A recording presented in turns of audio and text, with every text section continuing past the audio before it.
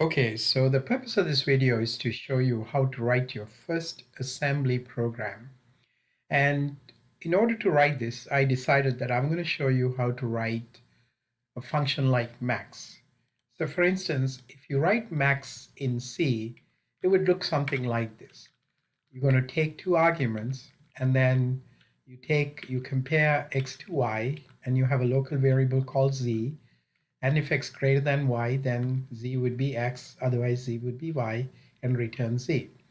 So this is how we would write in C. So the question is, how do we convert this into assembly code? Now, in order to do that, there are a few things that I need to understand. First of all, I need to understand how to pass arguments into a function. How do I pass x and y into the function in assembly? And then how do I return a value from a function back to the main program? Also, how do I create a local variable? And how do I compare two things? And then how do we go to the else statement and so on?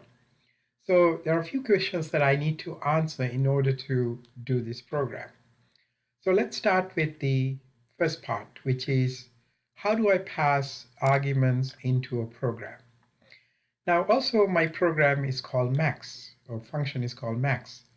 So I need to have a way to create a label called max in assembly. So I'm going to start writing the assembly code starting from here. So the first thing I'm going to do is to say my label called max is global. So I'm going to just say it's global max. And this is going to let the compiler know that max is a non-static function that can be called by other files. So that's really important. Now without it, a main program cannot call max function. So this assembly code just to find the max. Now max is a label. A label is a memory address essentially. So I'm going to write max, so get this alignment going here. All right, now I have to know a few things. Max takes two arguments. How do I pass two arguments into a function? So in order to understand that, you should go to one of the things that we provided to you. So you could go to the x86-64 registers, x86-64 registers.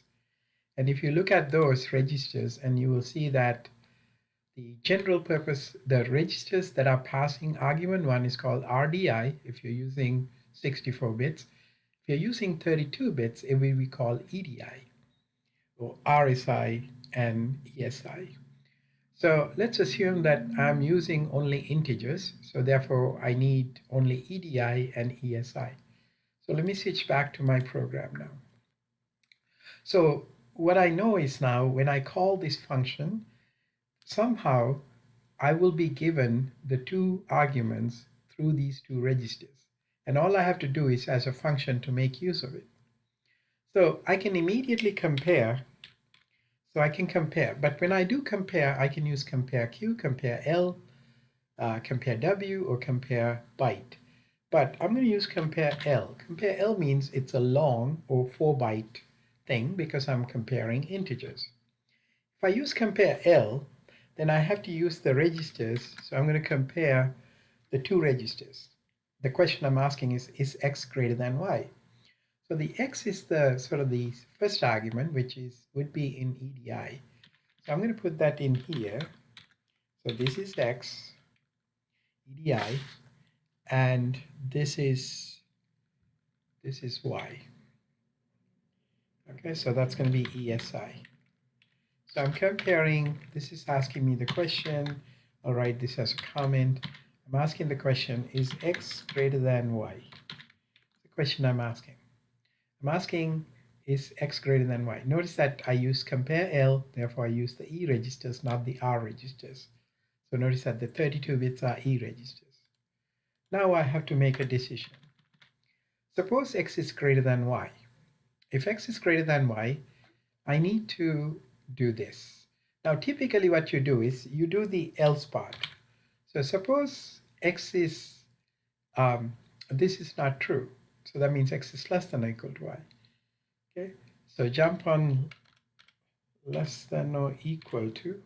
So if it's not greater than y, it's less than or equal to, x is less than or equal to y, I'm going to jump to another place. Let's call it else part.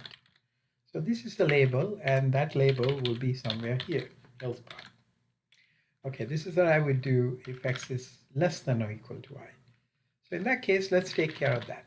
In that case, I know y is the max. So how do I do this? Now, in order for the y to be the max, then I need to move. So, first of all, you may think that I can use now y, since y is in ESI, I can move ESI to EAX, which is the return register.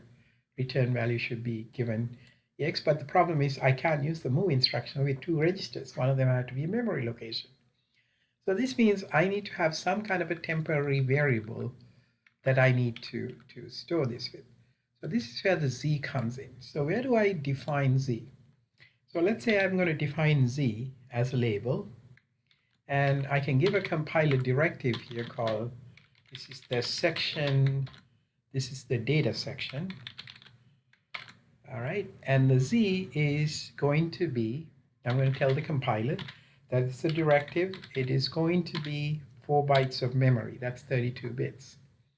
So this is what the data section is. In fact, this is called, if you want to organize this, you can call this is the section text.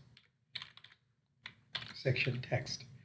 And typically it's a good practice to just do this and separate these things by some sort of a comment. And so this shows the data section and the text section, and so that's where we are, right? So now we have, so what we have done is that we compare x to y. If x is less than or equal to y, then I want to return y. So this means what I'm going to do is I'm going to move the y. So I'm going to use move L. But where's y? Y is in the register ESI. That's the second argument. So I'm going to move the ESI register to the location given by z. Z is the variable that I'm using. And then I'm going to move LZ to EAX. Now why EAX? Because that's the return register. That's how we return things from functions. All right, and then after that I can just return. Now let's think about the other one. So if it's not less than or equal to, that means x is greater than y. So this means max is the x. So I'm going to say move L, and I'm going to do the same thing. So x is in EDI. That's the first register, EDI. That's the x. So I'm going to say EDI to z, and then move LZ to EAX, because EAX is the return register. Return register here. And then I'm going to just return. Okay, so this is my code. So this is the max function that I wrote in assembly.